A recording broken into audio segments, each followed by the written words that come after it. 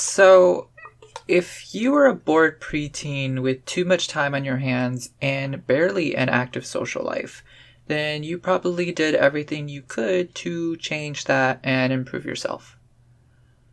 But if you were me, you didn't do that, and instead watched all 8 seasons of Charmed on your family's Wii system. Well, I watched the reboot, and it was not good.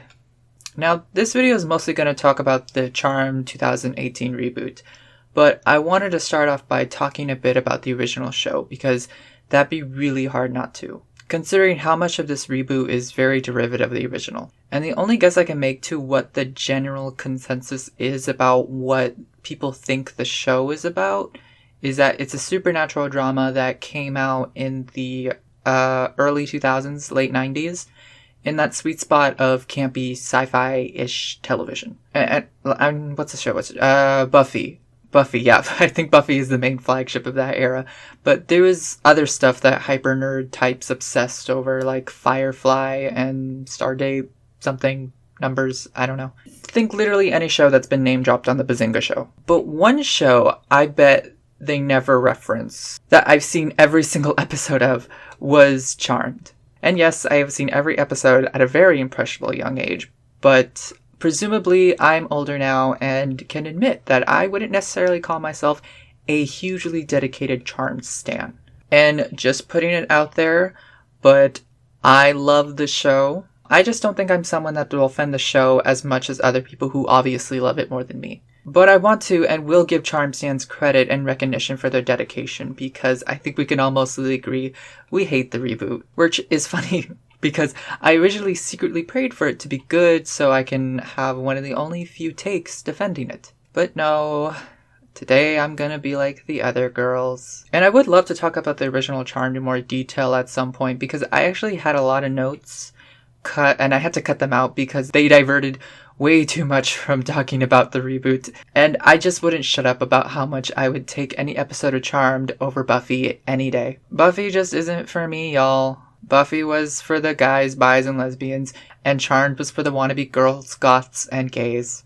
We got 'em now. Yeah, you got us now, so why don't you blow us up? Piper, death bad, life good. Don't worry, this bimbo couldn't hit the broadside of a beauty parlor. Check out that dye job. Like, tell me I'm wrong. Essentially, this show was far from perfect on and off screen, but I don't know. I just find it infinitely more fascinating because how imperfect it was. Phoebe, help me!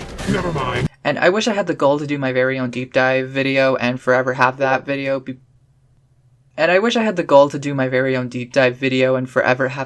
be the quintessential Charm 1999 deep dive. But I'm tired all the time, and I think I might have ADHD, so if no one's made one by then, I will entertain the thought, but most certainly not anytime soon.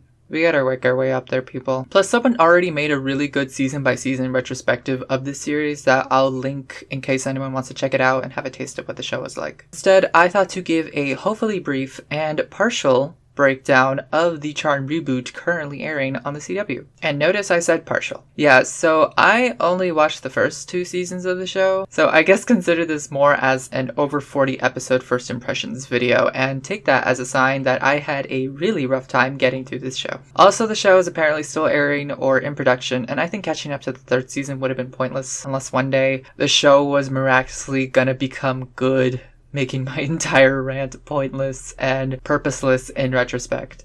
But something tells me, based on everything I'm gonna say, that there's a low probability of that. Because by this point, it feels like the show is barely hanging on by the fact that it is a Charmed reboot and nothing else. So mean things I might say might be entertaining to someone that's seen the original Charmed and is curious about the reboot and is too lazy to watch it, or has seen the reboot and wants to hear a stranger complain about it online. And if you're watching this and you're neither of those people, then why? But I gladly welcome anyone who wants to hear me talk about why the Charmed reboot left me more bitter and hollow than I already am.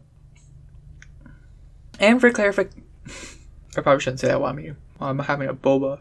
And for clarification, I will be comparing and referencing the old Charmed fairly frequently, so I'll be using terms like OG Charmed and Charmed 98 to refer to the old show, but most of the time, if I just say Charmed, then I'm probably just talking about the original show. and I'll probably only be calling the reboot, because that's what it is, and nothing more. 1. They somehow made the OG premise real boring. Yeah, so when the reboot was announced, I feel like we all got the gist. 3 sisters find out they're descendants of a powerful line of witches, they learn about magic, have an all-knowing spell book, and supernatural hijinks ensue.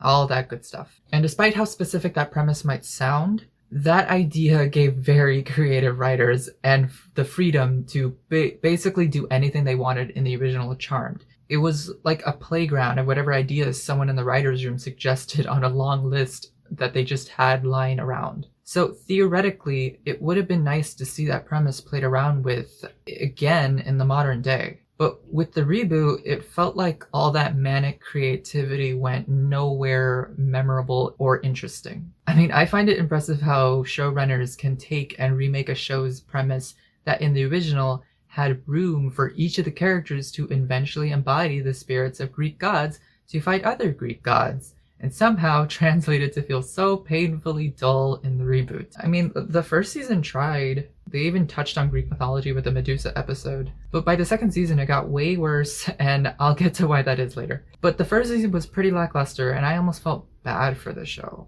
Like, I felt actual pity, because making a supernatural monster of the week type of show now is really hard. Because after an era of television where that was literally all that there was until superhero shows exploded in popularity, I think all the more original ideas were already taken. So for this show to do its best to stick to that original premise and episodic structure was already a red flag. And I think that kind of outdated formula is something that the writers realized and tried to fix going into season 2, but it was still not good. Because the way I see it is that season 1 is basically a watered down rehash of the original idea of Charmed, and season 2 is complete garbage. But talking about season 1 first, I never discounted the show for making the attempt to stay committed to the backbone of the original. But it also felt like a misguided decision because keeping the same premise and structure isn't the winning formula to Charmed, or at least a show like Charmed. It's the characters. That's why when I see my original notes for season 1, there were moments that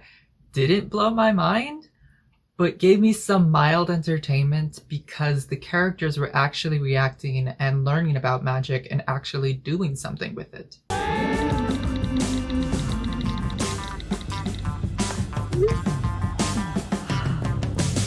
There's this episode where the characters had to investigate a shady scheme about an online dating website and how people going online dates were disappearing. And by the end, the sisters face off against a giant bug monster, and then they bond over the fact that they defeated a literal eldritch horror, and it's back to business as usual.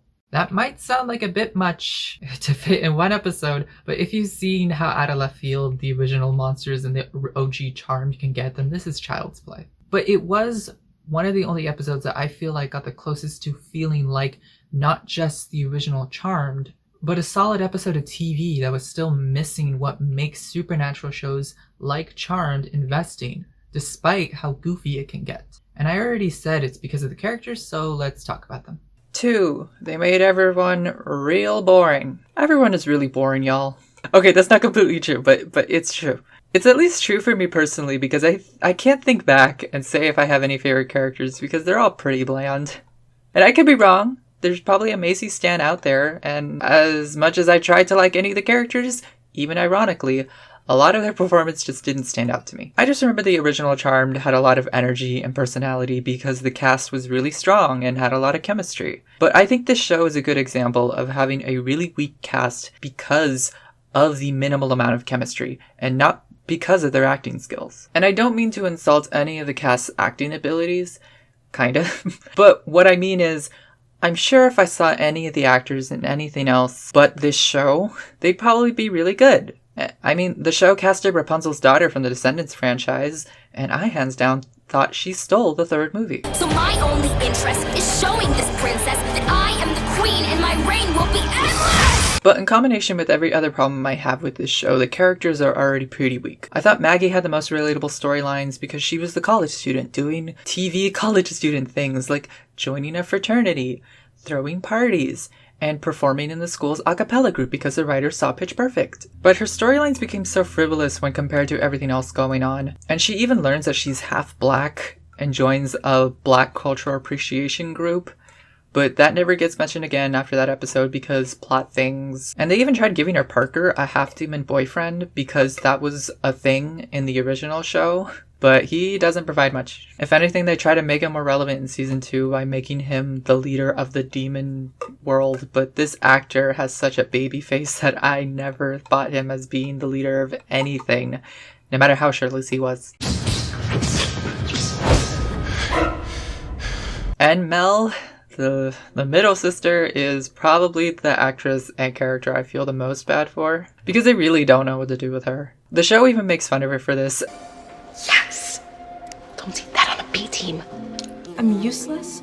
I'm utterly insignificant? No, I'm only as small as I allow myself to feel. And pitied her by giving her a new power when it was convenient for the plot, but I still don't remember anything about her. It's so funny because there's a scene where the 3 girls are in trouble and they have to escape, and Parker sees this and only teleports away with Maggie and Macy while Mel is just standing there like 2 feet away. Like, she was right there. I would have understood if he only took Maggie because demon boyfriend and all that, but to also take Macy and not Mel when she was right there felt like that had to be deliberate evidence that someone on the writing staff just had a vendetta against Mel or this actress. Because by the end of season 1, Macy in her god form even wrote her out of existence just to rub salt on the wound. And I also want to note that it felt like this actress just did not feel comfortable in her role at all. Something about her performance and the way she seemed so stiff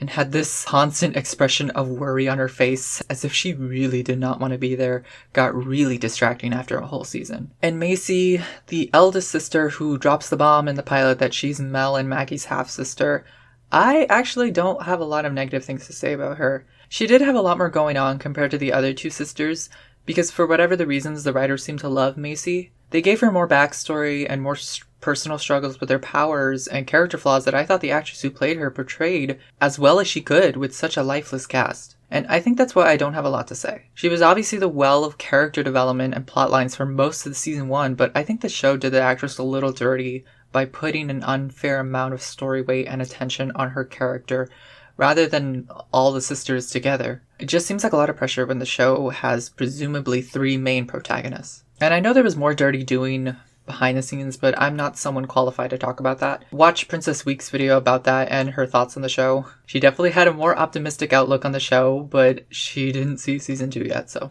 Because by the end of season 2, Macy ends up with Harry, their white lighter. Yeah, so the entity that is essentially their guardian angel has this romantic tension with Macy that gets dragged on real long in season 2. And I feel like my newly admitted disdain for this pairing might seem a little close-minded, especially since this was a thing in the original show, because we just love riffing off of the old relationships dynamic, don't we, Reboot? But hear me out. Now, maybe this is pure wishful thinking of mine, or willful ignorance, and I promise to check my biases later, but did Harry not give off a little bit of a vibe?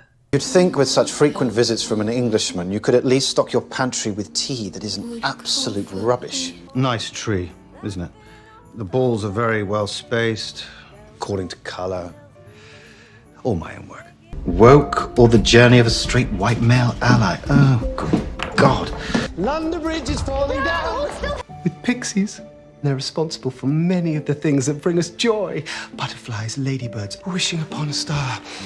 The smell of rain. Tom Cruise jumping on Oprah's couch. The flower, baby's breath. All from Pixie! Side note, I love how the writers just blatantly made Harry their one-for-one Giles. You see, I am an advisor to witches. They call me a white lighter. Because I'm not mad that they used the character trope as if they stole the idea. I'm just impressed that they made this character, who also has a British accent, bluntly explain how he is their Giles of the show. This show, I swear to God. But you can't call me crazy for thinking this monster that we campaign role of a character might have just not been into women. Oh my god! Yes! These are my boobs! Oh thank god! Oh, these shoes! Considering that this man, who's implied to have seen the sisters growing up from babies to adults, makes it very clear that he's essentially their parental, guardian figure. Also consider the sisters have an absent father figure, and Macy's father has passed away by the start of the show. Like, I don't think it would have been out of the realm of possibility to give an even more clear found family dynamic by eliminating any possible sexual attraction. But no, he's straight. The show already established Mel's sexuality as just a thing that was part of her character that didn't need to be hyper-examined. I don't understand why they couldn't do that with this character. He could have bonded with his sisters as an actual teacher figure without the fear that he might have sex with one of them. Just seems like a missed opportunity. But I still liked him though. The actor really sells that his character is kind and has an old soul, considering he's literally an old soul, theoretically making him significantly older than the three sisters. And like Macy, the writers loved showing us his backstory more often than other characters, and he showed enough personality to make me want to see more of him being sassy and British. You can read this? Yeah? Can you not? No. But no. Instead, I see more of him getting tossed around in 3 different forbidden romance subplots, with 3 different women throughout both seasons, and one of those being Abigail. Allow me to fully introduce myself. Abigail Jameson Kane.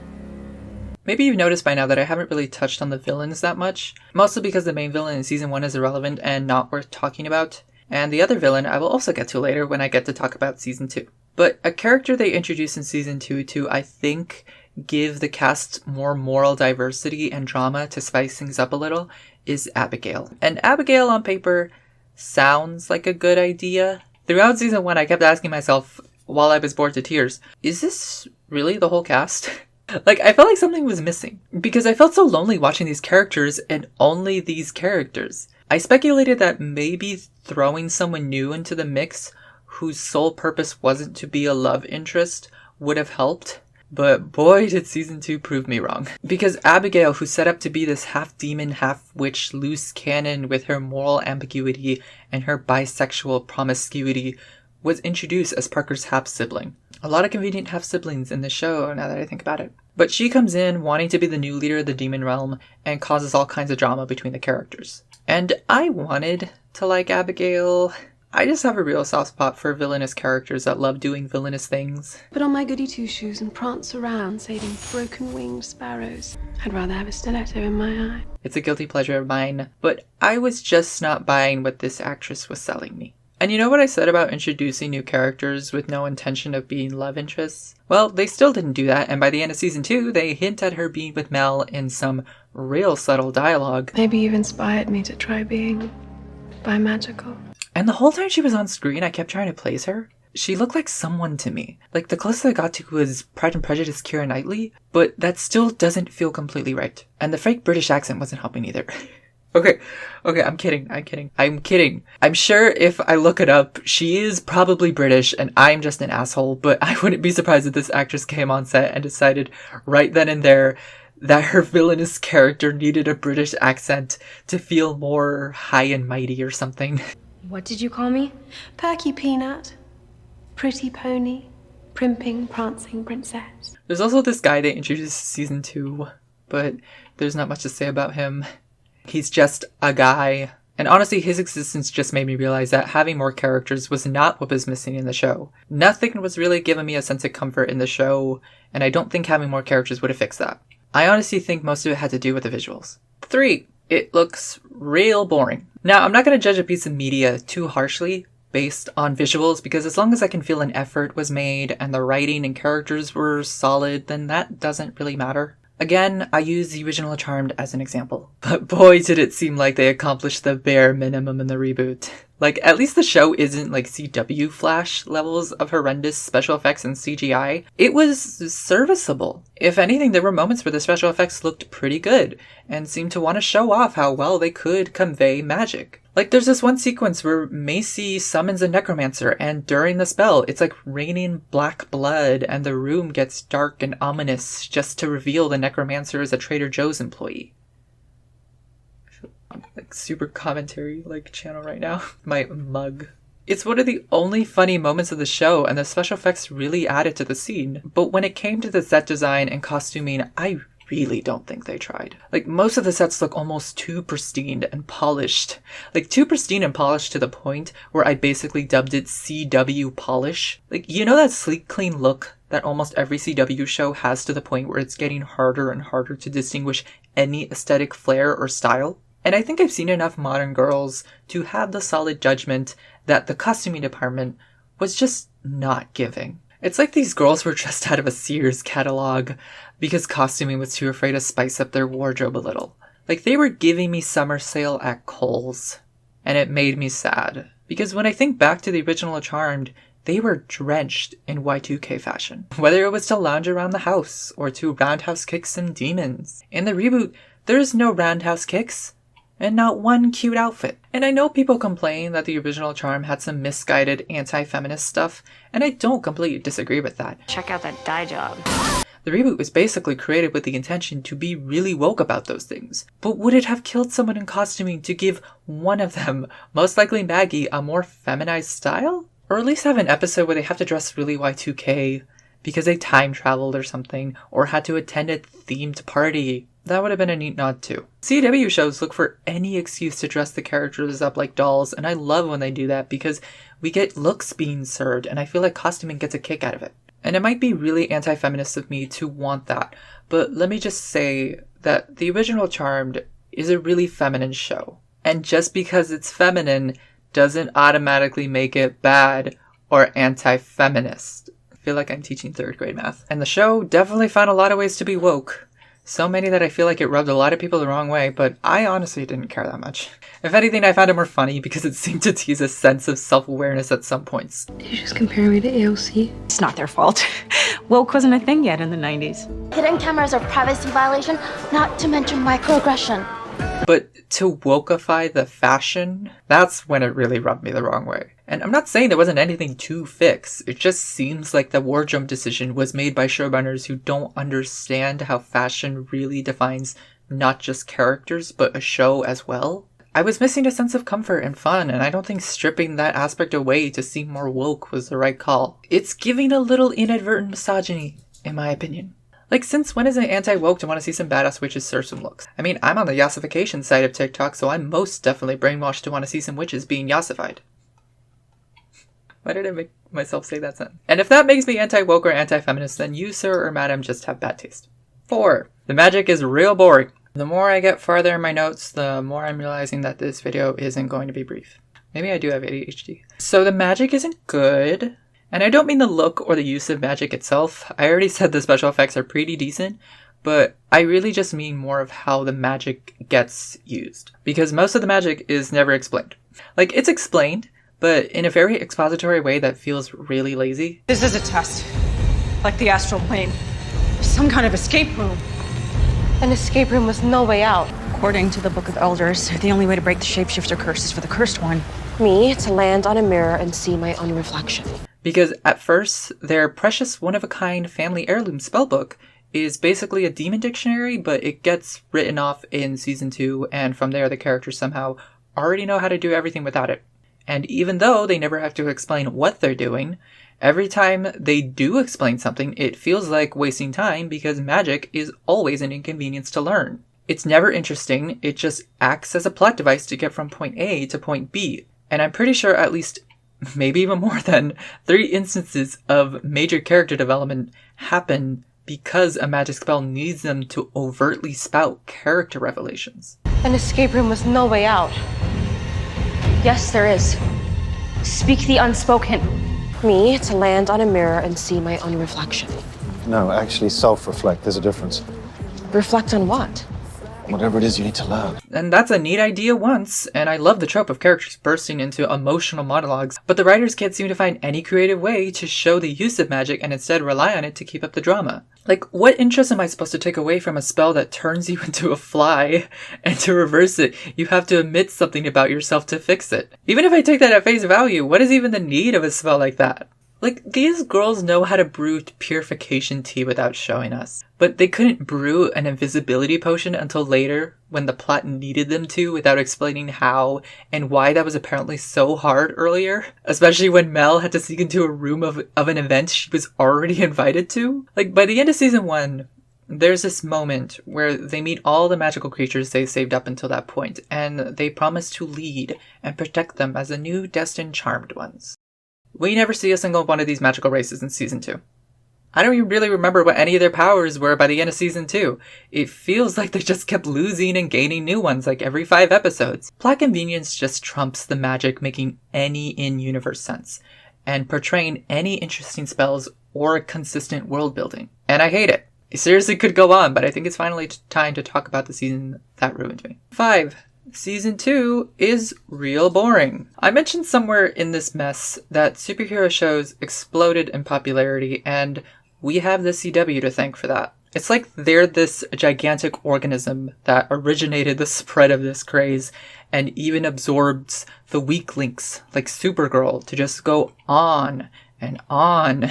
It's a hyper level above beating a dead horse. And at this point, it's honestly gotten really sad to watch the quality of basic cable television get stupider and stupider. And that's not even to say weekly TV is just all bad now. Like, I'm sure there are some that slip through the cracks. I love Crazy Ex-Girlfriend. You ruined everything, you stupid bitch. And I hear Riverdale has just become a masterpiece in camp television.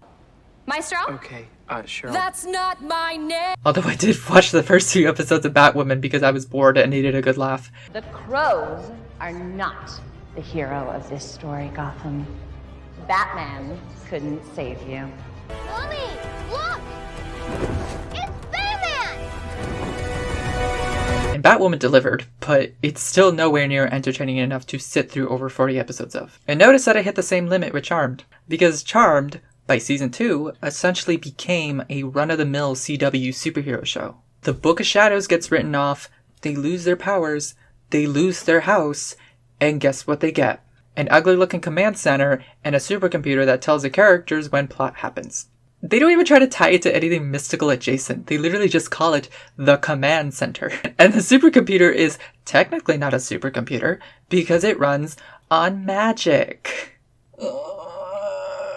In a lot of ways, this show feels like the empty shell of not just Charmed, but of superhero shows as an overdone, exhausting pitch for weekly TV shows. It's like by season 2, the writers finally gave themselves permission to do other stuff instead of continuing to rip off the unnecessary, unneeded story beats and callbacks to the original show. But instead, they continued to not take any risk and settle for a mediocre superhero show. And season 2 really tested my patience, especially when the ultimate threat building up the entire season wasn't the demons we've been having multiple political drama story arcs with, because that's fun to watch in a show where they apparently travel by bees. No, the ultimate big bads are humans. And that plotline doesn't even go anywhere by the end of season 2. In fact, nothing happens in the last episode of that season. The girls just stand around and talk while this guy who turned out to be the big bad leader talks about this girl in a coma. And it was not fun. And I don't understand how anyone watching this week by week was not mad after watching what was supposed to be a season finale. And that's why I just had to stop watching it. And just why I hate reboots. Part 6. Reboots are not good. I honestly do think there's a separate universe where a reboot of Charmed could have worked. I feel like when people talk about reboots, it's always in a very negative light. Like, they could never work, and it's impossible to make it ever as good as the original. But what does that even mean? Good as the original? If I wanted to watch something as good as the original Charmed, I'd just go and watch the original show. That's why I get excited for reboots. I feel like I'm the only person excited for the dangerously close to being cancelled Powerpuff Girls live-action adaptation. Because just think of the insanity that you could see with your very own eyes of that idea, whether the intentions were genuine or not. But most of the time, reboots mean boring, predictable shows that exist and continue to persist purely based on nostalgia. And that's why I didn't want to see the Charmed reboot like this. I didn't want to be proven wrong. I still think I'm right about reboots. I just want to use this show as a good example. If anything, I'll use it more as a bad example. And I mean, it could have been good. Could have been the next Riverdale. And I love how that's a compliment now. But I guess what I mean is that this show had a lot of potential to be insane and never have a boring moment, considering how ridiculous the old show got. There's a sort of unfiltered enjoyment from the ridiculousness, and to see the reboot take itself so seriously is sad to watch, because if this was made by people who understood everything good about the original Charmed, rather than everything bad, they still would have kept the messy spirit of the original and translated the more problematic elements in a way that felt tacked on to the chaos and done in a very respectful way. And this is not my way of saying that I think it would have been good or perfect with flaws, but I don't know. I'd rather have the new show make its own mistakes rather than settle on taking no risk. And that feels more in spirit to how the original Charmed was made. I just don't understand how it feels like nobody on the writing team was a fan of the original show. I feel like that'd be sort of a job requirement on a TV show that's theoretically built to please the fans of the original. And if this reboot stayed in spirit to anything the original show did, it was apparently the sudden departure of the actress who played Macy and her character's subsequent death. And if you've seen enough of the original Charmed to know why that's an extremely hilarious coincidence, then let's consider the production of this show officially cursed. Part 7. Conclusion. I couldn't think of a joke for this one. So I did watch some of the original Charmed, just to refresh my brain a little, and I decided to plot myself right in the middle of the Olympus arc. And I think that's a sort of beautiful comfort that comes with your favorite TV shows. Especially if it's long running, you could just do that and find immense comfort in something you went through so much effort in watching in the first place. Like, you've already seen it, so you don't have to start from point A to get to point B, or C, or D, or F. You can just go to any letter in the alphabet and have fun remembering a show that's aged like cheese. And honestly, I thought I was fooling myself going back and watching that arc and thinking it was good. But what do you know? I was pleasantly surprised. Because that storyline, on the surface, is really silly. It really threw me off a little, but as soon as Chris came in, and Chris, oh god, Chris, truly underrated heartthrob of the 2000s. But he comes in, and it's just absolute chaos from there. And it's fun. And on top of that, I really did remember how well those characters fit into their roles and with each other. There's this scene with Holly Marie Combs, and she's just giving it her all, playing a mother and a wife who is just distraught at the idea of being apart from her husband, not just for herself, but for their son. You asked me to marry you, and I did. You wanted a family, and I gave you a son. And now you want me to watch you just walk away?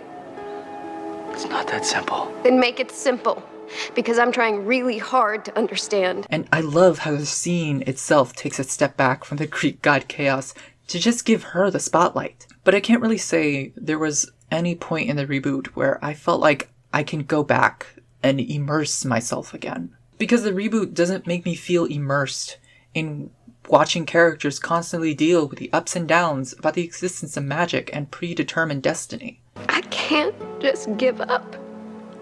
I don't know how. You can't fight this. Not this. I feel like I'm watching actors and actresses and writers adding a new credit to their resume, and this is just one stop in their career. And good for them. I genuinely wish the best for people in that industry. I hope they're being treated well, and especially the tech crews. But I'm fully convinced there were no actual people producing who got the show. And I know that sounds really gatekeepy, but hear me out. It feels like someone who really got the show would happily and just be chomping at the bit to put in at least just one good moment where all three of the sisters would take the most dramatic, practical stunt fall that would break absolutely everything around them. Because, again, if you've seen the original show and like to make fun of it like me, the practical falls were something special to witness almost every episode. I mean, those women were being thrown left and right. I'll see if I can put in a small compilation.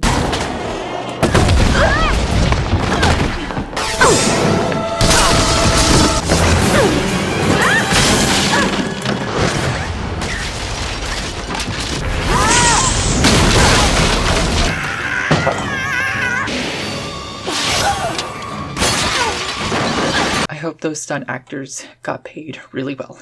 And if it wasn't the stunt actors, then good job on those actresses, because wow. And like, I'm sure that might have happened in the reboot, but do you think, based on everything I've said up until this point, that they would have taken the time and effort to make any memorable stunt? I can really only think of one, and I had to make a significant improvement on it. It's not the vibe. I feel like TV exists in this purgatory that no matter if it's good or bad or just mid, it has such a high potential to just keep going on forever. And that's why it makes it so hard to watch something like this, because you dread more and more of it. And for me, I'm just left constantly wondering how and why is there more? Like, I legit don't know how people review television, and that's not meant to be bingeable. But yeah, that was Charmed 2018 in a nutshell. Or at least the first 2 seasons of it. I don't know if I have ever watched season 3. I know the whole thing's out, and season 4 might be airing by the time I get this out. But who knows? Maybe when the dust settles and the show inevitably gets cancelled, I can sleep well at night, with the knowledge that the CW organism will eventually have to die. Don't hate me, Charmed stands. I promise I'm nice. Oh, great heavens!